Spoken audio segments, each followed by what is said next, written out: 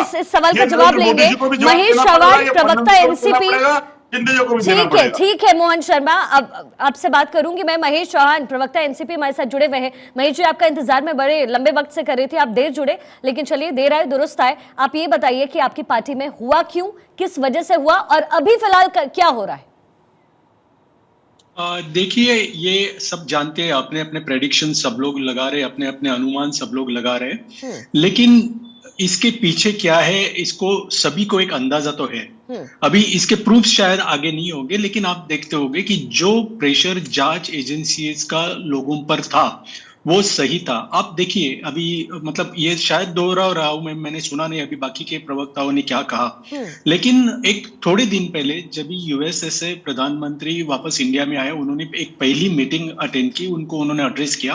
वो मीटिंग में उन्होंने कहा था, भ्रष्टाचारी राष्ट्रवादी कांग्रेस पार्टी एनसीपी भ्रष्टाचारी है, उनका 70,000 करोड़ का भ्रष्टाचार हुआ है और मैं किसी को भी नहीं छोड़ूंगा।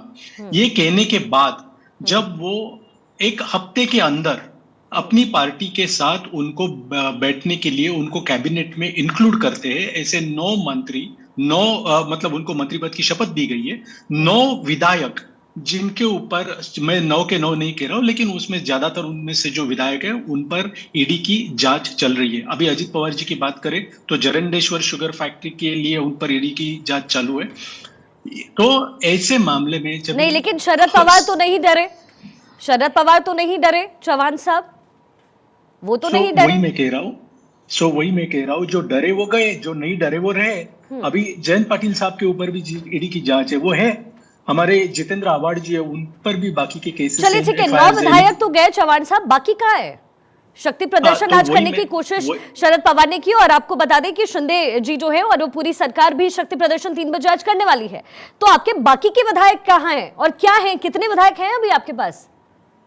वही तो, सभी विधायक हमारे पास है। ये जो 9 गए वो छोड़कर बाकी के विधायक है, उनमें से ज्यादातर विधायक हमारे टच में है, वो हमारी लीडरशिप के टच में है और वो वापस आ रहे। वो वापस आने का सवाल नहीं है। उनमें से कितने, आपने कल भी सुना होगा प्रेस कॉन्फ्रेंस में शरद पवार साहब ने क्या कहा, हमारे स्टेट प्रेसिडेंट जयंत पाटिल साहब ने क्या कहा।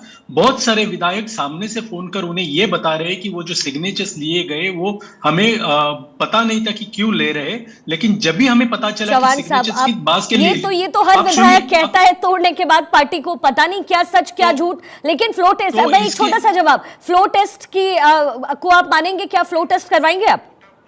ऑलरेडी, क्योंकि हम लोग ने ऑलरेडी एक पिटीशन दिया है विधानसभा अध्यक्ष को आज। ये 9 जो लोग हैं, लेकिन अध्यक्ष कह रहे हैं कि उनके पास कोई पिटीशन नहीं आया है आपका।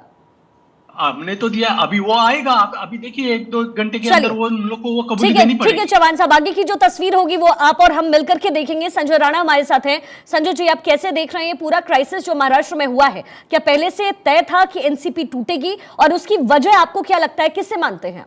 गुड आफ्टरनून शिखा, गुड आफ्टरनून फेलो पैनलिस्ट। देखिए, ऐसा होता है, ये चीज़ें आज से नहीं 2-3 साल से दिख रही थी। जब आपकी महत्वाकांक्षा परिवारवाद ज़्यादा बड़ा हो जाता है तो ऐसी घटना घट सकती है।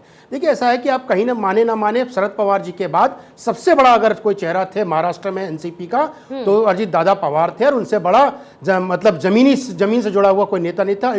कोई भी कार्य हो, चाहे वो संगठन का कार्य हो, चाहे राजनीतिक कार्य हो, वो हमेशा एक तरह से तटस्थ होकर काम करते थे। उनको साइडलाइन करके एक ऐसे व्यक्ति को अध्यक्ष बना देना जिसकी पृष्ठभूमि, राजनीतिक पृष्ठभूमि उनके पार्टी के विधायकों को ही एक्सेप्ट नहीं, उनके पार्टी के नेताओं को एक्सेप्ट नहीं है, तो कहीं ना कहीं एक्सपेक्टेशन था। आप ये बताइए, सबसे मैं अजित दादा पवार को भी हटा देता हूं, छगन भुजबल जी को भी हटा देता हूं, प्रफुल्ल पटेल जो थे सबसे क्लोज आदमी अगर किसी के हैं तो शरद पवार साहब के। वो अगर अजित दादा पवार के बगल में बैठे तो उसका आप समझ सकते हैं कितना असंतोष पार्टी में रहा होगा। जहां जहां भी धृतराष्ट्र आएंगे, जब भी जिस काल में धृतराष्ट्र आएंगे उस काल में इस तरह के महाभारत होंगे। चाहे वह महाभारत काल देख लीजिए, चाहे ये काल देख लीजिए, चाहे शिवसेना का काल देख लीजिए। देखिए, योग्य जो व्यक्ति है योग्यता के अनुसार उसको कार्य दे दीजिए।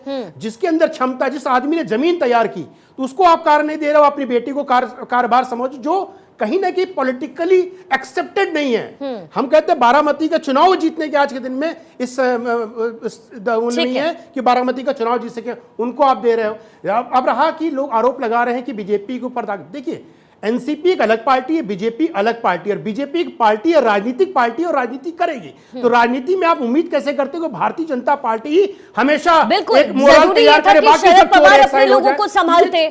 जो जो उन्होंने लेगेसी की राजनीति की वही उन्हें वापस मिला है। प्रेम कुमार 1978 में क्या किया था? इन्होंने अपने गुरु को धोखा दिया था। भाई तुम अपने गुरु को धोखा देके सत्ता प्राप्त किए थे, वही तुम्हारे भतीजे ने तुमको धोखे देके सत्ता प्राप्त कर लिए। इसमें बुराई नहीं होता। हाँ, चलिए चौहान साहब से जवाब लेंगे।